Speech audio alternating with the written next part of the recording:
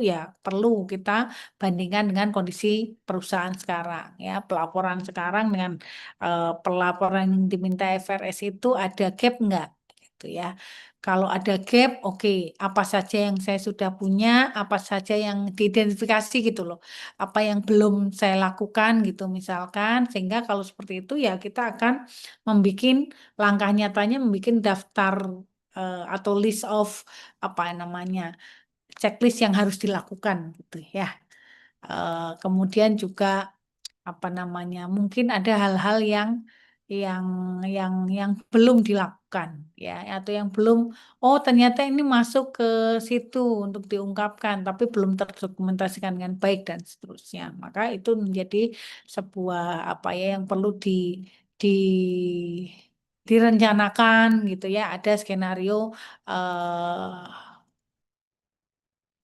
apa namanya bagaimana perusahaan itu memperhatikan climate change itu yang nantinya berdampak pada keuangan. Kemudian structure sustainability related governance process ya. Bacanya dari belakang ya. Proses apa namanya? Ada 3 hal. Structure sustainability ya.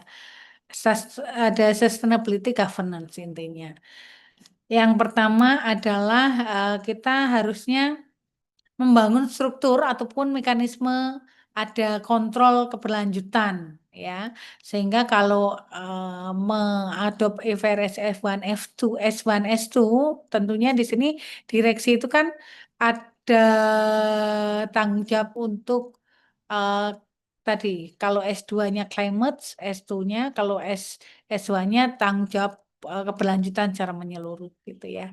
Kemudian mengimplementasikan standar terakhir ketika sudah menerapkan IFRS S1 S2 tentu kita harus mulai dalam penyusunan informasi atau mengungkapkan informasi itu kan detail dari mulai kita melakukan program, bagaimana kita dokumentasikan, kita kumpulkan, kita lakukan pengukuran dan seterusnya ya.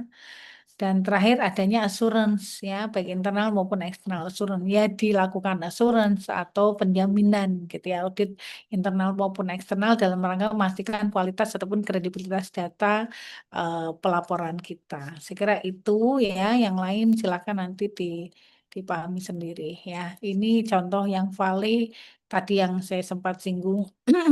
Ternyata dia juga adopt IFRS S1 S2 itu.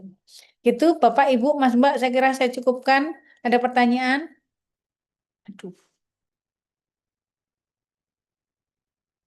pengenalan itu ya. Ternyata ada standar itu juga tuh. Selain yang banyak standar yang sudah Bapak Ibu sangat pahami. Saya kira kemarin kan sudah sangat clear ya tentang KRI, SEOJK, SASB. Sekarang ini tambahan wacana untuk FRS S1 S2. Tadi kalau kalau secara singkat memang berbeda dengan KRI yang dia terpisah ke SR, yang ini adalah nyambungnya ke laporan keuangan, karena bagaimana sustainability itu berdampak ke laporan keuangan, bagaimana climate itu berdampak ke finansial juga. Itu ya. Cukup ya?